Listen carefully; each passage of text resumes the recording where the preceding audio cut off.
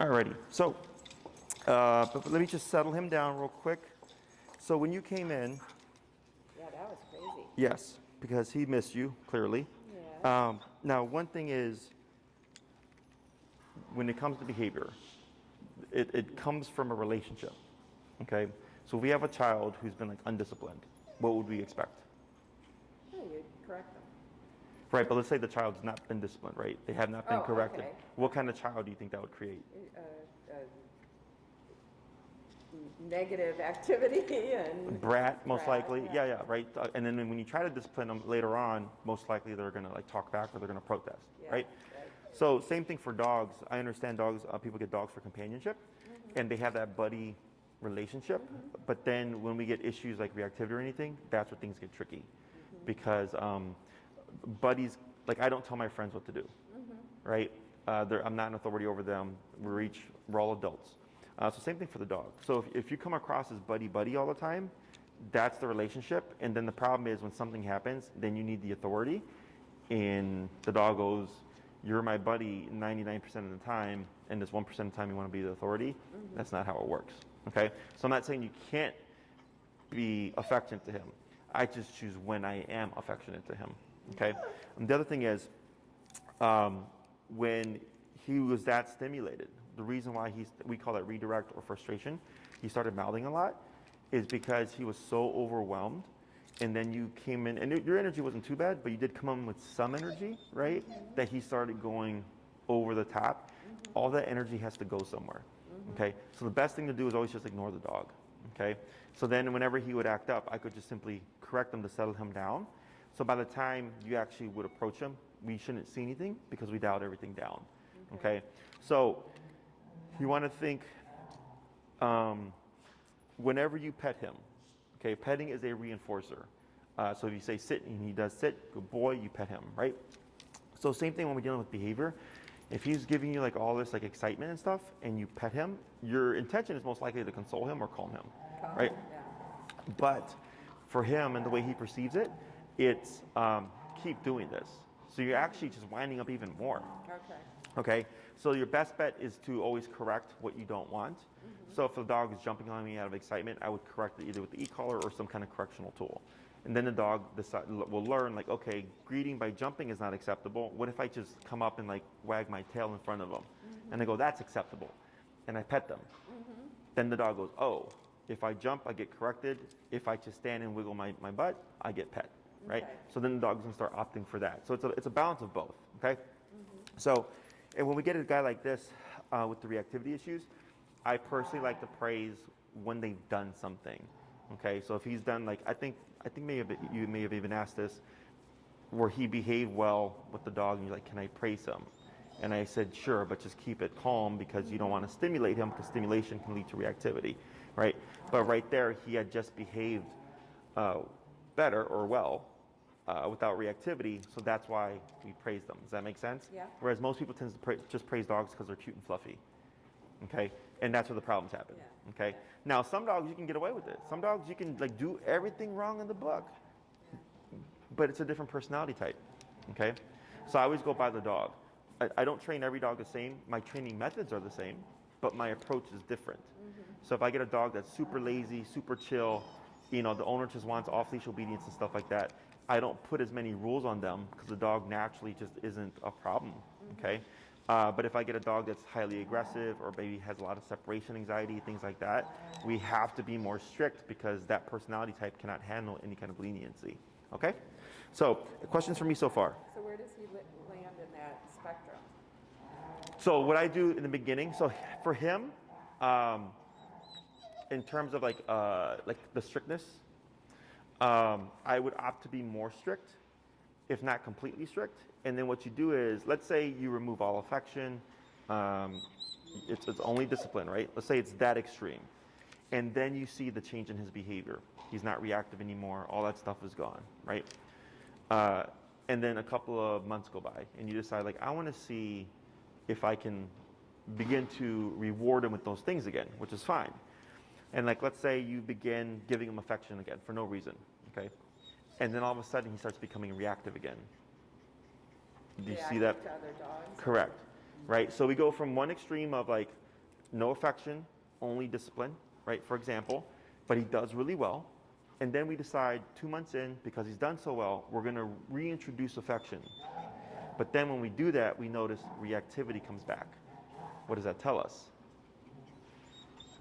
That thinks he's able to get away with it, that if we give him affection, It leads to reactivity, yeah. right? So then I'll tell the owner, like, now you got to make your choice, right? It's either I have to be 100% strict with my dog and have no reactivity, or I give my dog affection and accept the fact that he's going to be reactive. Does that make sense? Yeah. Okay, and I'm not saying that that will happen, but that's how I go about it, is I'm very strict in the beginning, and then we slowly start to introduce things back so that we can tell, you know, if the dog has separation anxiety and the owner stops letting the dog sleep in the bed. And then the dog is doing really well, and I said, sure, you can introduce it again. And they introduce it again, the dog's not having any separation anxiety, then they go, great, you can now have that, you know, that back. But let's say, you know, they introduce like giving their dogs lots of treats, and then separation anxiety comes back, then they go, for whatever reason, lots of treats led to your dog developing separation anxiety. Okay, so it's like just, you know, it's like a science experiment. You have constants and variables. So I like to make everything consistent in the beginning, remove all the extra stuff, because that's typically what causes all the behavior issues, and then slowly start to reintroduce them once I get the behavior from the dog, so I can tell whether or not if a certain thing is affecting the behavior. Okay? Okay. Other questions? No? So here, did you get a chance to watch the video as well? Yes. Okay, so he's gone over all 6 commands. You know, sit, stay, down, come, place, heel. Okay, the main, and this is the one we're talking about, is the heel. Right, that's the one that's going to prevent separation anxiety. The main thing almost always is just the number. If he's really kind of in his head about, oh, I need to respect mom, and when she says heel and like walk at her side and stuff, and the number is appropriate, we shouldn't see anything. That's how the theory works. Okay, in some cases, it doesn't work that straightforward. We have to go about it a different way, but most of the time, that's how it works. If I have this at the appropriate number and I'm not being soft with the dog, once they feel the 45 or 50 or whatever it is, he's like, okay, I'm not going to worry about that dog barking at me and passing right now. Okay. Now the difference here is you do give him something to protect. Okay, you empower him in that way. Can you see that? I give him something to protect. Mm-hmm. What do you mean? Yeah. I don't understand. So dogs are very primal. They're primitive. Yeah. Okay, when you go outside and you walk and you see someone walking their dog, what Right. do you think? Like, how would you think that person is suspicious, or would you think that's a neighbor walking their dog? I'd say it's a neighbor walking his dog. Right. For a dog like this, suspicious. Okay? And not every dog is like that. There's some dogs that see people and they just love everybody and everything, right? They're a very non-threatening dog. They don't take threat or perceive threat from other humans or animals. Not all dogs are like that. So if you have a more suspicious dog, which is healthy, you know, that's what leads to them protecting you ultimately, right? Is when he goes out, he doesn't understand that, you know, that person is a person walking their dog. Now, he may not have no problem with any of the people, right? And maybe just the dog. Yeah, it's the dog. That happens, right? Because in his world, it's kill or be killed. You know, so if with wolves, they have their territories, and if a stray wolf lands in a different territory, what would you expect? If he lands in a different territory? Yeah, so if we have wolves have different territories, right? Yeah, he's going to get attacked from the people. Yeah, he's gonna get killed, right? So that's the dog world. Yeah. Okay. Again, not all dogs are like this, but that's how they think. You have to think very primitively, because people tend to think like, why would you like go after a little 8-pound dog?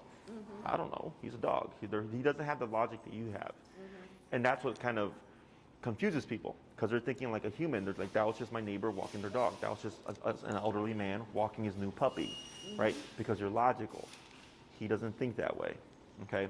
So if he sees a puppy or a large dog or whatever lunging and barking at him, he's thinking, hey, we're out in the open and you're putting out threat and it's kill or be killed and I'm not going to die. That's where we can potentially see things like that happen. Okay?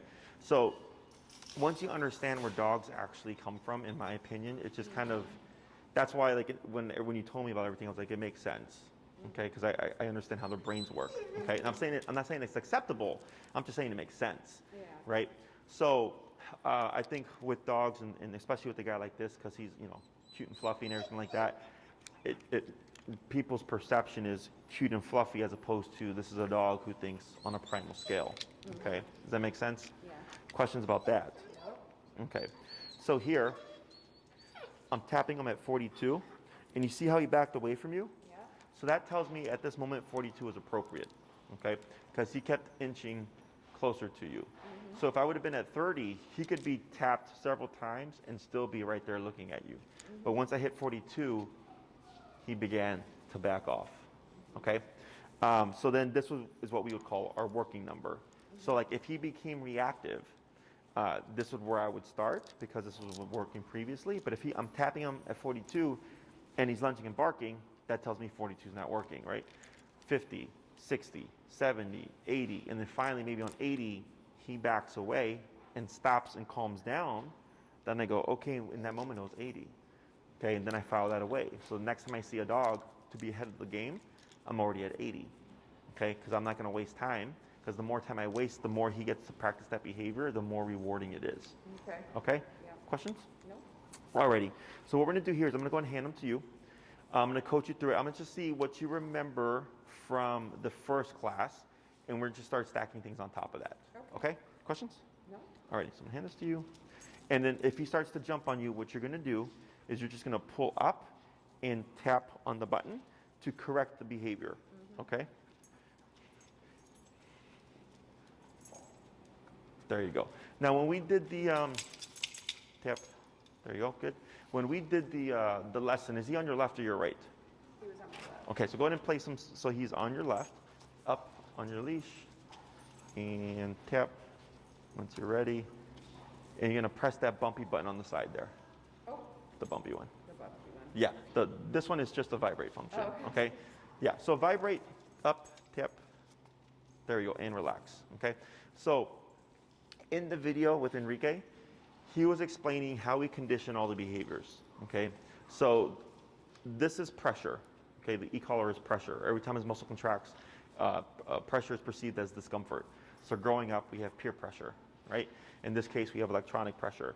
The other thing you have here is leash pressure. When you pull up on the leash, it's putting pressure on the neck, and we've tied all these things together with the e-collar so that he knows how to interpret the collar, okay?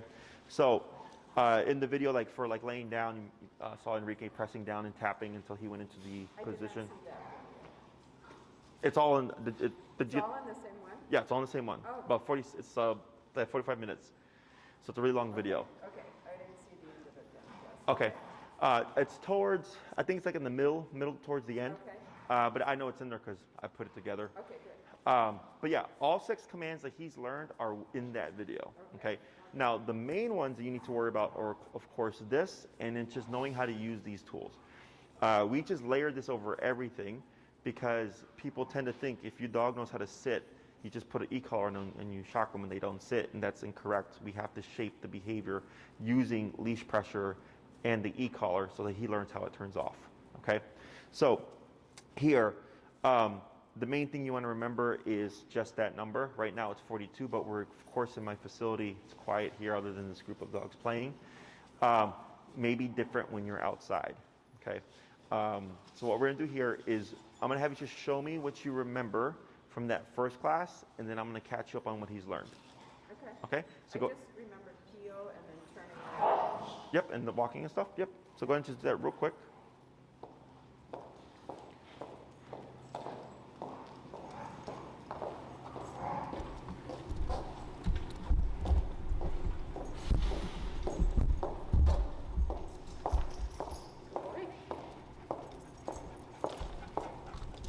Good turn. I mean, I'm not tapping or anything right now.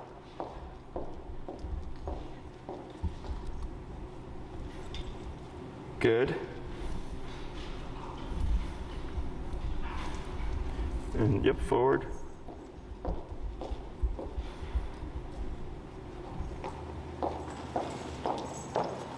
Go in a slow walk here. And stop. Good. Tap. Good. So you see how when you tapped, he just started to go into that sitting position? Yeah. Because he's been conditioned that whenever you come to a stop, if he feels that within that moment, this is what he's supposed to do. Okay. Okay? So one thing we're going to change here is your leash. So you see how short you have it? Right. Okay? So I'm going to show you here.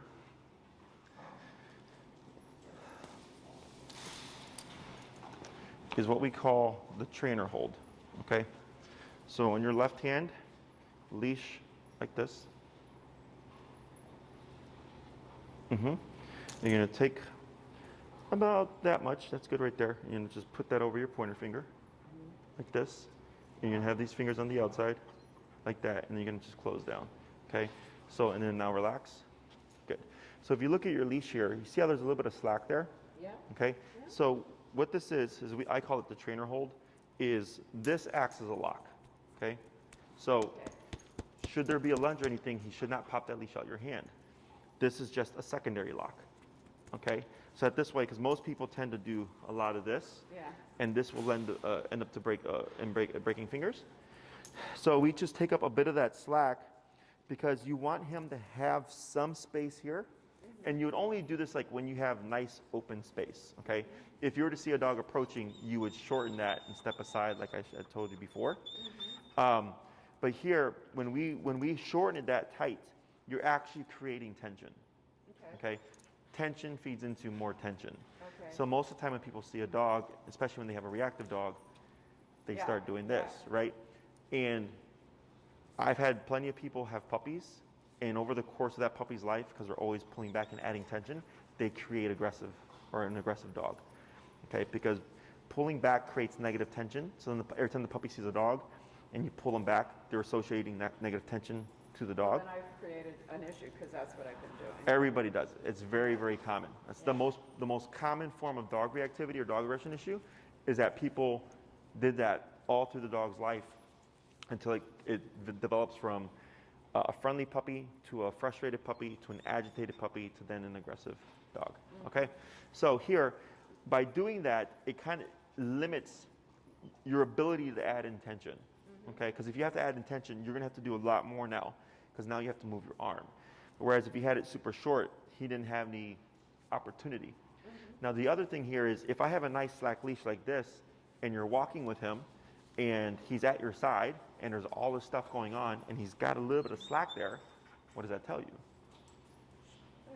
That he's behaving? Yeah, he's behaving, right? He's doing what he's been taught to do. Right. So people tend to resort to physical control when it comes to dogs, when really it's all about mental control. So like I had a young lady, she was probably like 90 pounds, she was very petite. She had a 150-pound Great Dane, okay? So she was in no world gonna be able to control that dog, right? So we had to get mental control, okay? So once we have the brain, you control everything else. So that's the main thing that we always focus on here. E-collar, in my opinion, is the only tool that allows you to train the dog in a way that it's a mental control. Because if he did resist anything, we would just keep going up on the collar until eventually he would comply.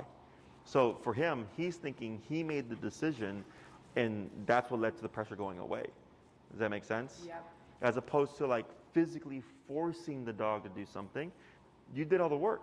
The dog didn't want to do it in the first place. You just have the ability to forcefully make him do it, right? E-collar works very differently, okay? So this way, like let's say if he did become reactive and we bumped it and we had to go to like 95 to stop it, he is now just, and he decided to stop, right? He has now just learned that that can go up in terms of power, and that if he makes the right decision to disengage, it'll disappear. So ultimately, it also puts him in control. Do I want to keep doing this knowing that this will go much higher? Does that make sense? Yeah. And I've been doing this for 10 years. I've seen it happen all the time. Again, the biggest thing, and I keep saying this and I will keep saying it because it's super common, is the owner willing to go higher? Okay? So once we start pressing him and we learn his numbers and stuff, the next time I see you and we start to press that, I would give you that information. I would say like, oh, they saw Remington become, very reactive, and it took 95 to stop him. So then when you leave here, when you go out for that walk and you see a dog, you would just step aside like I show you and everything, and then already have it at 95. There's no point in trying to do anything lower because we already know 95 is what's going to work. Okay. Does that make sense? Yeah, so, but, okay, I'm just hypothetically, we talked about hiking in Aspen, okay? You see a dog coming. I'm always going to have to step aside, is what you're saying, right? Possibly. Okay. So stepping aside in the beginning is to build your confidence, okay? Because it's much easier to control a situation when you're stationary as opposed to when you're moving, okay? And it allows you to see get repetition and repetition of, oh, Remington's not blowing up anymore, right? Because you have negative experiences, right? And that causes, it can cause anxiety, it can cause stress, right? I get people that are like on the, just constantly on the lookout because they don't know what's going to happen. I don't know what's going to happen. So we start with a very simple structure, okay? And then it's up to you to decide when you're ready. Everybody progresses differently. So like, let's say you take them for 2 weeks after his board and train, you see 100 dogs and you get maybe a handful of reactive moments, but you shut it down very quick, right? You're gonna start going, wow, this is really effective, right? And then you decide, you know what, I think I'm ready to just try walking past the dog, right? Okay. But you need positive experiences and experiences where he is gonna make a mistake and you have the ability to shut it down, because that's also how you develop your skills. So what makes me an effective trainer is I can come in, and I mean, like, this is from a dog that went after me. This is 10 stitches, this is a Great Dane, so a very large dog. Oh, wow. And I was completely calm the whole time, okay? I didn't panic, I didn't freak out, I was completely calm the whole time. And I got the dog to disengage. But I've done this for 10 years, and I work with aggressive dogs on a regular basis, that I can just think in the moment. Does that make sense? So you just turned him up all the way? No, I actually didn't do anything with the remote. How'd you get him to disengage? So he was on a prong collar, he was under a lot of stress. So what I did was alleviate pressure, because pressure causes stress, right? Because he had never been kennel trained. Ultimately, he didn't want to go in a kennel, that's why he did this. So when he flipped out, he wasn't in the state of, I'm being aggressive for the sake of being aggressive to hurt you. He was being aggressive because he was under stress and he didn't know what to do. So then I go, okay, I need to alleviate your stress levels because that's what's going to get you to calm down. As soon as I removed the pressure, he immediately just collapsed, laid down, and chilled out. Okay, and then we were done, and I ran to the doctor. Yeah, but but you would think, oh, you must have had to really. Now, it depends on the dog. If he was coming at me for the sake of doing harm, that's a totally different conversation, because his intent is to do that. It's not because he's scared. It's because he wants to hurt, right? So, but doing this for 10 years is what ultimately allowed me to de-escalate that situation, okay? So for you, it's the same thing, where I have to build your skills as a handler. That's why it's not just the dog, it's you as well, okay? But the most common perception is if you train the dog, everything should be fine. I go, no, because if the owner isn't changing anything, the dog's gonna stay the same, okay? Other questions? Yep. So now that you have your leash nice and relaxed and stuff, let me see here. Oh yeah, there you go. It just went over. So what I tend to do is even just grab the other end of the handle. Other end of the handle. Yeah, so that everything's within the clasp there. So you see how when you close your hand, that's there you go. There you go. So that's, and then like that. So here, tap, and then relax, okay? I'm not gonna care that he got out of place, all right? But you see how right there, as soon as he moved and you tapped him, he just, boom, right away went into this. But I should always pull up on the leash also. Yes, in the beginning, okay? Because it's all about conditioning. The reason why we pull up is pulling up de-escalates and allows you to have control, okay? So like when this went down, the first thing I did was pull up, trying to get the dog away from me, okay? Whenever we get a dog becoming reactive, if you pull back or up and back, you're gonna escalate the behavior. Up de-escalates, but also, if like, let's say an off-leash dog came here, you'd see me up and up like this to remove the front legs off the ground, because once the front legs are off the ground, there's no way to direct the body. Okay, it's also harder for the dog to try to give a bite because they're elevated. Okay, so here. I'm not strong, elevated. Yeah, no, that's why that tap. There you go. That's why, and let me have you try this. What you're gonna do is you're gonna stay where you are, pull to your left, tap, tap, tap. Okay, then you're gonna pull back if you can, and you can shorten it a little bit if you need to. Yep, back, tap, pull. There you go. A little bit more back, tap. Okay.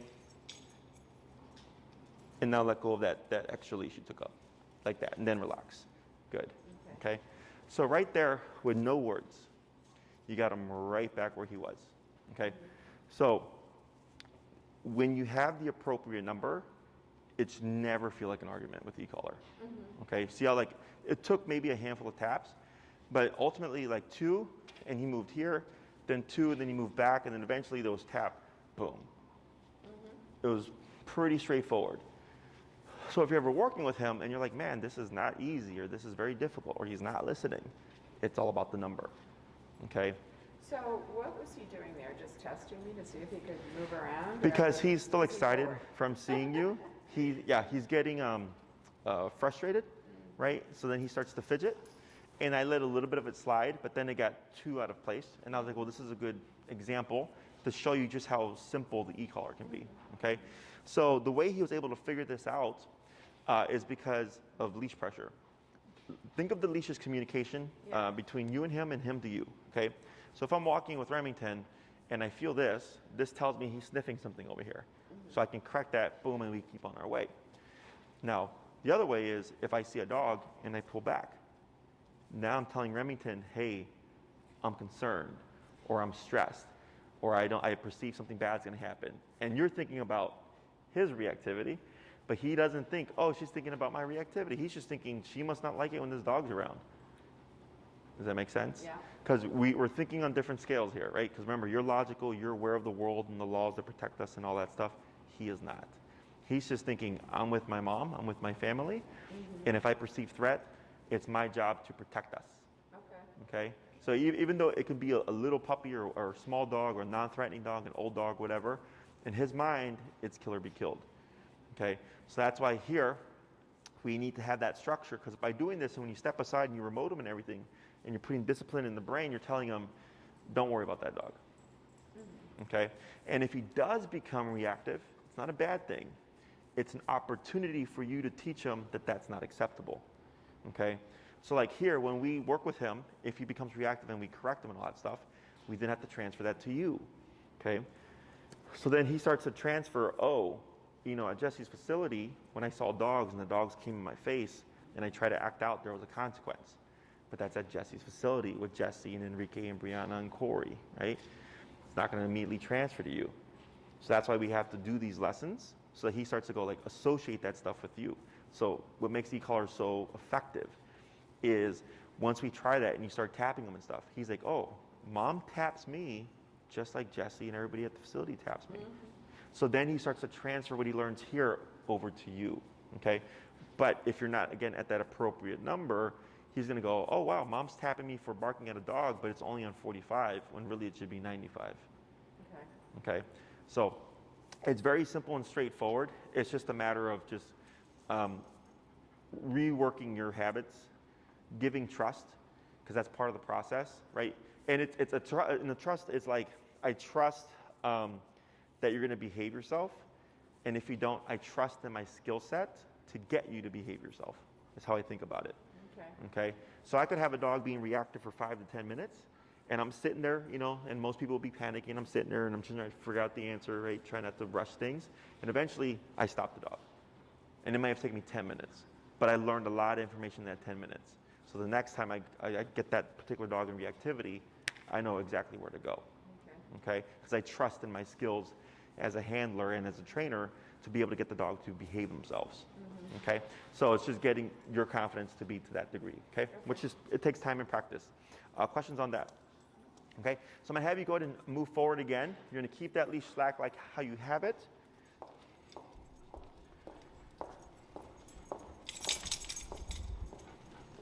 Good turn.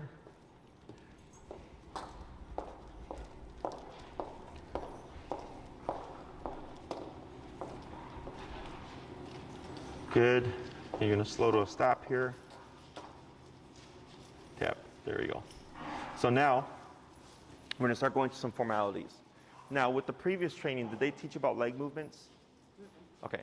So in heel, there's specific leg movements that we do. When you cue the word heel, you always move forward with your left leg. Okay. So the first time I saw you, we were just conditioning what the e-collar was. Okay. Now, he knows everything by command, but now we have to just transfer that stuff, okay? So to start the heal process, because technically if you don't say it, he's off the clock, okay? So think of obedience as clocking him in. Okay. So like right now, I'm on the clock. I'm working for you. I'm not on my phone. I'm not drinking a beer. I'm not smoking a cigarette, anything like that. But once this lesson is over and I'm clocked out, I can do whatever I want, Right. okay? Same thing for Remington. Think of obedience as clocking him in. Okay. So if you say heal, at that moment, everything that we cover is going to go into effect, okay? So when he's in the heal, he can't sniff the ground. He can't pee on everything or anything. He can't greet people, even if it's his best friend in the world or whatever, someone like he absolutely adores, even if it's you. If he's working, okay? And then once you say, our release word is break, did you have a release word from your previous training, like free or okay? No, break is good. Okay, so break means you're off the clock.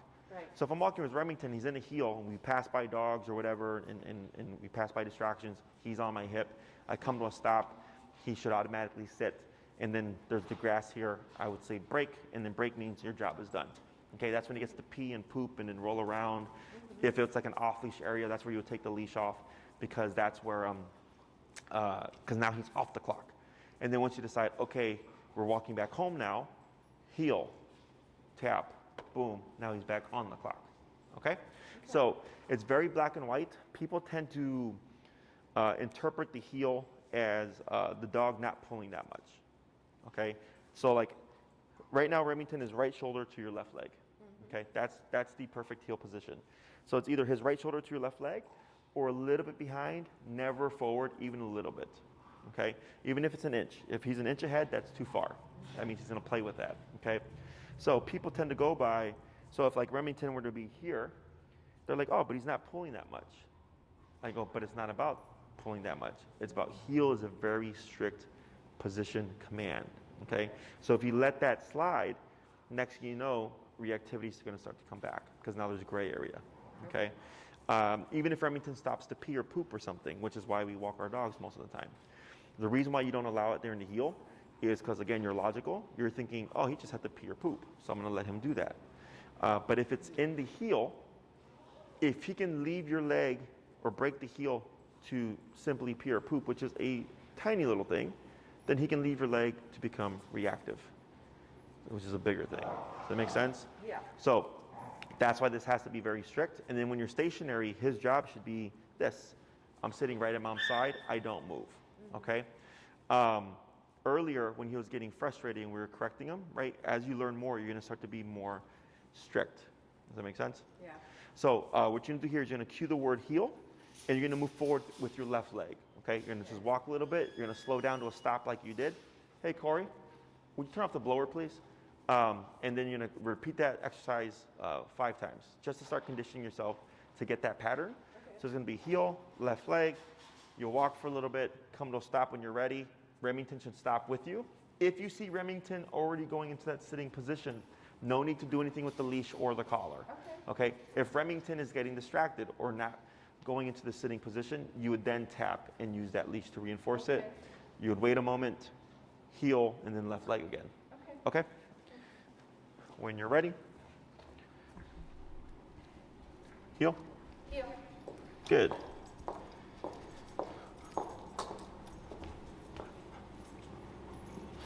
Right, good. Heel. So you did right leg there. Oh, did I? Yeah. Okay. You're gonna have to train me. Tap forward, keep forward. There you go. So there I had you tap because he was delayed. He was slowing down. Good. Heel. Good.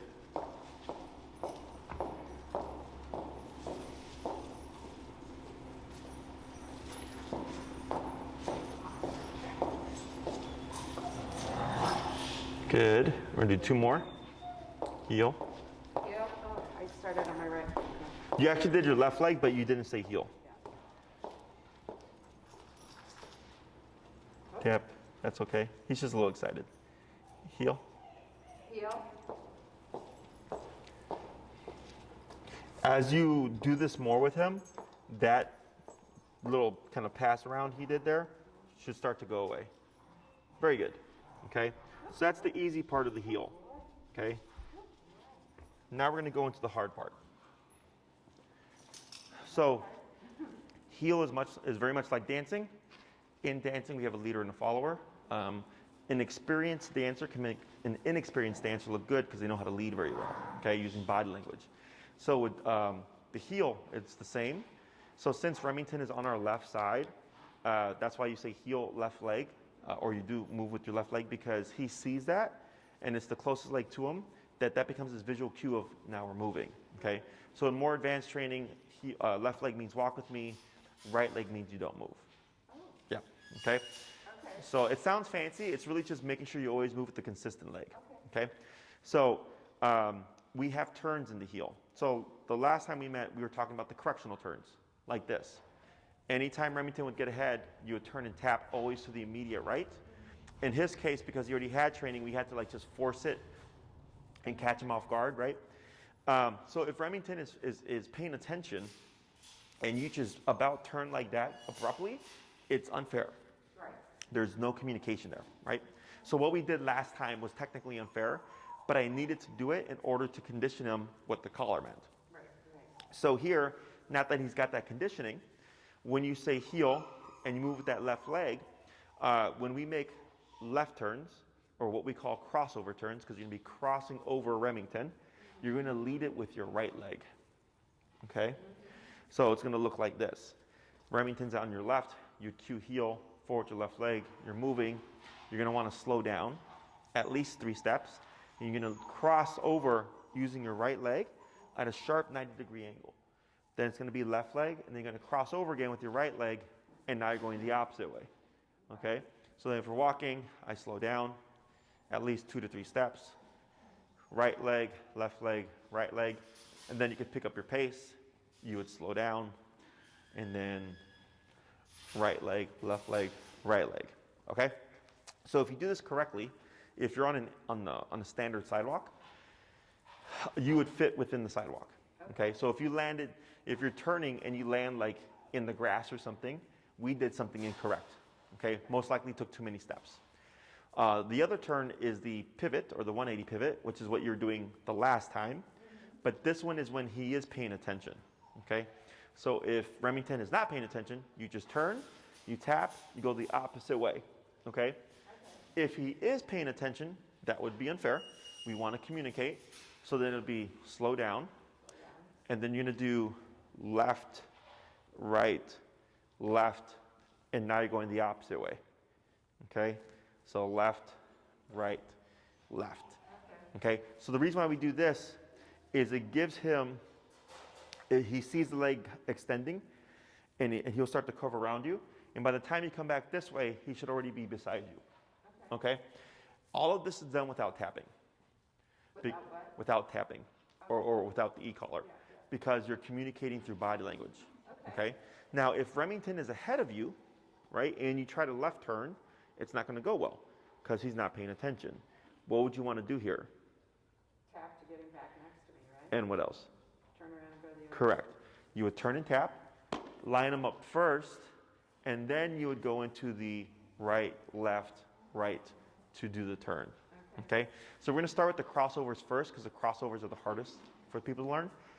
So one more time. You're walking, slow down, right, left, right. Okay, very pronounced steps. If you slow down and Remington keeps going, don't try to force it. Go, just default into the correctional turn with that turn and tap, and then we'll try again. Okay, and I'll coach you through it. Okay. So when you're ready, go ahead and cue the word heel. Now slow walk, then get ready to cross that right leg. Right, left, right. Just like that, perfect. We're gonna try 4 more like that. Right, left, right, perfect. 3 more.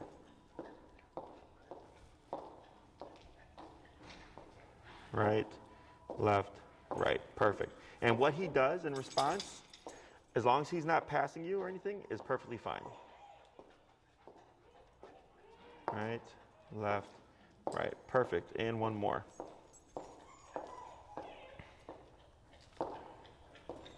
Very good. And slow to stop here.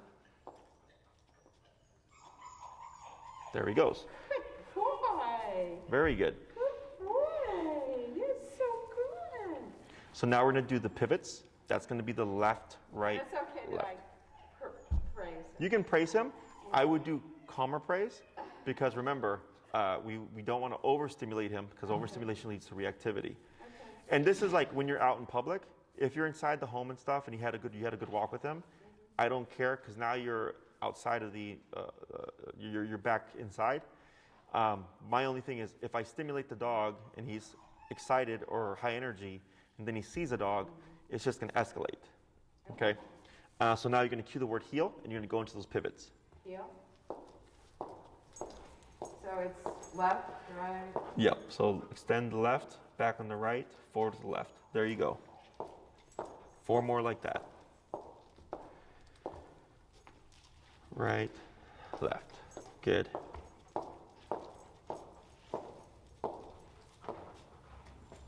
Correct. Good. We're going to do 2 more.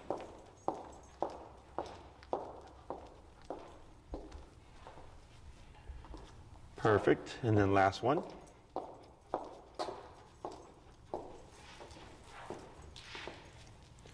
Yep, there you go. And you'll slow to a stop when you're ready. Tip. There he goes. Good. So on that last one, he just stalled a bit. That's why there was tension on the leash. There was tension? A little bit, right? So you were going into the turn, and he was still like 4 feet back. Okay. So then I would just tap to get him to speed up to me, and then complete your turn. Otherwise, your movements were all correct. Okay? So now what we're going to do is I'm going to have you cycle through those turns, both the crossovers and the pivots, randomly. Okay? So I'm not going to give you any instructions. You just pick and choose which turn you want to do, just to make sure that we're getting our body language cues correctly. Okay? Whenever you're ready, heel. Heel.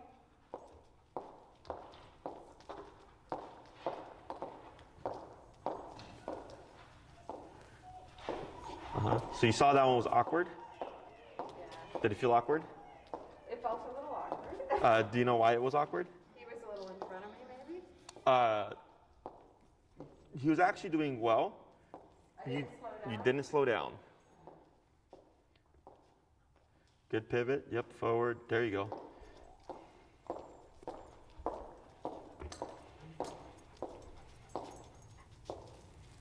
There you go. Much better. Go and try a brisker pace.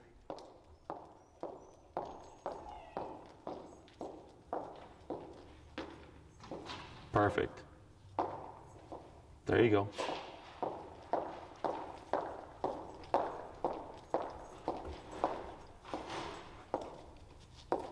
Good. Just a few more.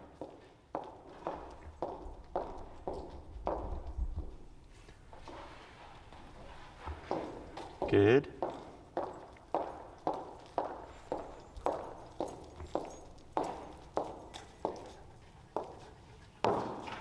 Good crossover. Just 2 more.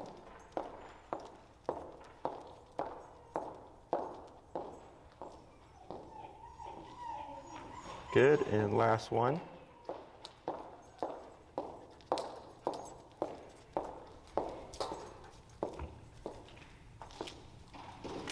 Perfect.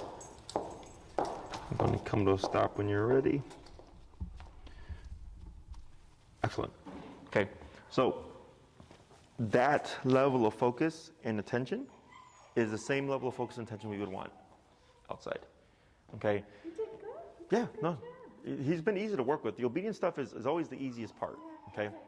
It's the behavior stuff. Okay? Yeah, you're right. So, and the other thing is, and then this is a drawback to a board and train, okay, is that people go, wow, look at how good the dog is, right? I go, yes, because he just worked with professionals for a week to 4 weeks or whatever, right? So it's fresh in their brains and stuff. And then afterwards, either the owner isn't as black and white with the obedience, or they're not reinforcing, or they're not going to the right number, or the dog's doing so well that they just don't use the remote as much. And the next thing you'll know, the dog starts to digress, okay? Dogs are constantly learning. So if he goes back and it's strict and it's rules and it's appropriate and firm discipline and all that stuff, right? He's going to transfer over, no problems.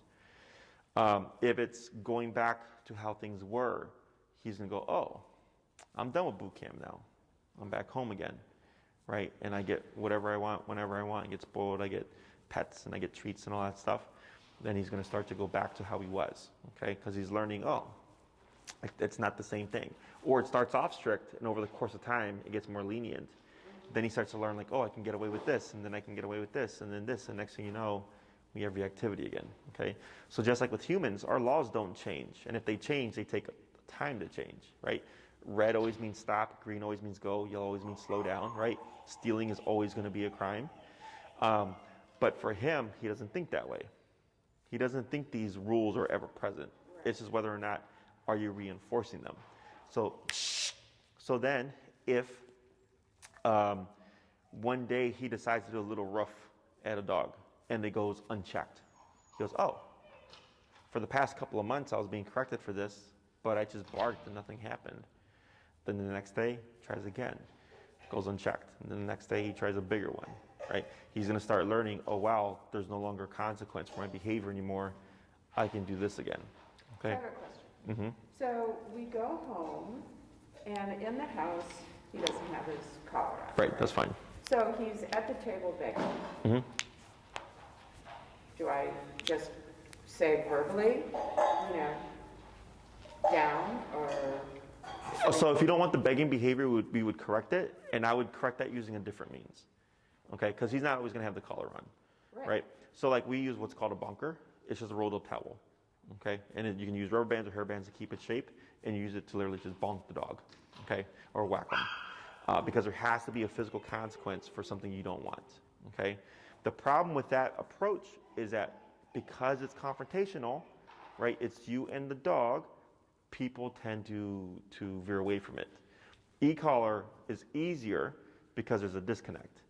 When you press the button, and you're not actively doing something to him. Right. Prong collar, like I saw a lady with a prong collar yesterday with her dog, and the dog was dragging her down the street. And this is someone who, I'm assuming thought, I'm gonna put this on my dog and the discomfort should deter the pulling. Right. It did not. The dog was at the end of the prong pulling because it's meant to be used where the owner should be correcting and administering a pinch or a bite themselves. Right. But if that doesn't happen, the dog doesn't learn anything, right? So then people have a problem with that because they're physically doing something which is causing discomfort to their dog. Same thing with the bonker. E-collar, yes, you're causing discomfort, but it's at the press of a button. There's no connection there. Does that make sense? So there's videos that I would send Terry or whoever I'm in contact with to review. There's 3 of them, how to make one, how to use one, and a trainer actively using one to see how it's supposed to be used, okay? The prong collar. The bunker. The bonker. Correct, okay? Because begging is simple. Don't beg. I don't care what you do, but don't beg. Does that make sense? Yeah, I mean, sometimes we will give him a treat, but that's the problem, probably. It's inconsistency. That would be unfair. Like so what it would be is if I've been giving them treats from the table, I've created this problem, right?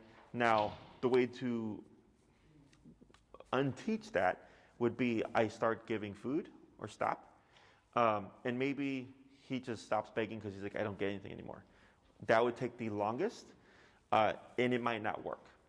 He might it might be worth it to him to just beg and beg and beg, hoping one day he gets something, because he has no concept of time. You might be like, I can only do this for 30 minutes because I got to be somewhere, right? He doesn't. Okay. So the consequence of adding an aversive of like, oh, you're going to beg now I'm going to correct it with this, is what's going to deter the behavior. But we have to be consistent, because if some people are rewarding them and then others are correcting them, that's really unfair to the dog. Because now he's like, well, I don't know what the conversation is. Can I or can't I? Right. So it has to be very cut and dry. I don't care if you give your dog scraps, but I put it in their bowl. Like, I hate wasting food. So if I have Chipotle and have leftover food, I'll put it in the fridge, and when it's dinner time, I put in my dog's kibble and I mix it up and I go, here you go, right? But I don't feed as I'm eating, or I don't feed from the table, because that's what they're gonna learn, okay? So again, I don't care that you give your dog treats and stuff like that. I just choose when I give it to them, so I don't create problems like that, because technically it would be unfair. So, I mean, and it extends to like when people come and we have hors d'oeuvres in the living room, right? It's just, he's in there. So what you would do there, and we would cover this in the next lesson, is stationary control. So one of the things that in the video you should have seen is where Enrique was putting Remington on the bed. I saw that. Okay, so that's meant for duration control. So let's say guests are coming over, they're gonna be there for a couple hours. We know how Remington is I would place him, now he's out of everybody's way. He can't beg now because he's stationary. He can't, go up to people. So does he have a command, like that he knows he can't move from that spot? Correct, we just say the word place, and then he would go to the object, Okay. and then the way he's taught is, okay, I go to this object, and now I can't leave it. Okay, so then we don't get jumping, we don't get begging, we don't get getting into people's ways because he's contained. Once your guests leave, Remington break, now he's free, he can walk around again, you can pick up any leftovers, put them in his bowl if you want, now you can have them. Okay? There just has to be a structure to things, okay? Right. Other questions? Yeah, I mean, but those are some things that are important also for us when we have people over. Sure, so what you can do is have Terry email me or Maria with other things that you want to address, right? Because he already has all 6 commands. We taught that right away on day 1. We start everything. But we can't start behavior until week 2. Right. Okay, so we're gonna start that this week. Okay. Enrique already did a second video for him, which is essentially just everything on a long leash. So this gives you off-leash reliability, but that takes time. So that video kind of shows you how we start to transition towards that. Okay. That requires a 30-foot leash. You won't need one for here. We have hours and stuff. But if you want to progress his training, you would need one, okay? We're also going to do a video on reactivity and how to handle it. So it'll be explained so you can have the visual of, okay, here's someone approaching Remington with their dog. How is this going to go down, okay? Part of it is going to be, of course, you just being a step ahead and, of course, stepping aside and stuff. And if someone were to approach, I would tell them, oh, we're training, we're not ready for that or whatever. So that's one way of controlling it. But also what to do if he were to become reactive, all that will be explained to you. If he shows reactivity, for me that's good because it gives you a very realistic, like, oh, this is what happens if he starts lunging and barking. If he doesn't, which is probably what's going to happen, it's more so just the information and just seeing it so that you have a very clear vision of like, okay, when we're outside and we see this happening, this is what we do in response. It only happens, he can watch a dog walk by, but if they approach him quickly or then it's like, no, I won't say. There have been times where he'll see a dog like where that one is, and I'll be talking and he'll be on a leash and then all of a sudden he, like jerks and drags me that direction. Gotcha, sure. I don't know what the difference is between a dog walking by and a dog that he just sees. I don't know. Do they communicate or like? Well, there's body language. There's a lot of stuff going on. There's the energy of the dog, right? Is a dog like, very like maybe staring at him or anything like that. Yeah. That's where being aware of your environment kind of comes into play. Yeah, I know, but I usually have my head on a swivel. Yeah. Well, I mean, if you're in a conversation with someone, because you're distracted, Yeah. you're not thinking about what's going on around you. Right. Super common. But that's why this level of focus is so important. Because if he's just sitting there like, I don't want to get remoted at 42, I'm just here next to mom, nothing else matters. Okay. So then it allows me to not have to worry about that stuff. Okay? Other questions? All right. So this was fairly simple.